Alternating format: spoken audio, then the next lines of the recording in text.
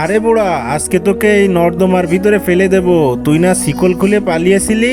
হ্যাঁ হ্যাঁ, আমি তো পালিয়েছিলাম, খোদার জ্বালা সহ্য না করতে পারে। দে এখন নর্দমায় ফেলে আমাকে মেরে। আরে সিয়াম, কি শুনছো তুমি? ফেলে দাও এই বুড়োকে এখানে। আরে ভাবি, না না, এই বুড়োকে এখানে ফেলবো না, আমাদের উপরে কথা বলছে। চলো একে অন্যভাবে মারবো, এখানে ফেললে তো মারাই যাবে, চলো এখান থেকে। আরে কেন এত কষ্ট দিচ্ছ আমাকে? একবারে মেরে ফেলতে পারছো না? গলাটা শুকিয়ে গেছে, একটু পানি দিবে? পানি, পানি চাই, আমার অনেক পানি তৃষ্ণা পেয়েছে।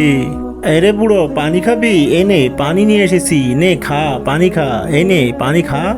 তোর না গলা শুকিয়ে গেছিল, এনে পানি খা। কেমন লাগছে পানি? অনেক মজা। আরে সিয়াম, অনেক মজা হচ্ছে, তোমার আইডিয়াটা অনেক ভালো ছিল। এরপর কি হয় সেটা দেখার আগে আজকে দেখবো কে কে শয়তানকে হারিয়ে আল্লাহকে জিতিয়ে দেয়। যারা আল্লাহকে ভালোবাসে অবশ্যই ভিডিওটি লাইক করে চ্যানেলটি সাবস্ক্রাইব করবে, আর কমেন্ট বক্সে আল্লাহ লিখে যাবে। আর যদি শয়তানকে ভালোবাসো তাহলে লাইক সাবস্ক্রাইব করার কোনো দরকার নেই। আরে মনে রেখো, আমি যদি মরে যাই না, এর থেকে কঠিন সাজা তোমরা পাবে। নেক্সট পার্ট দেখতে চাইলে অবশ্যই কমেন্ট করবেন।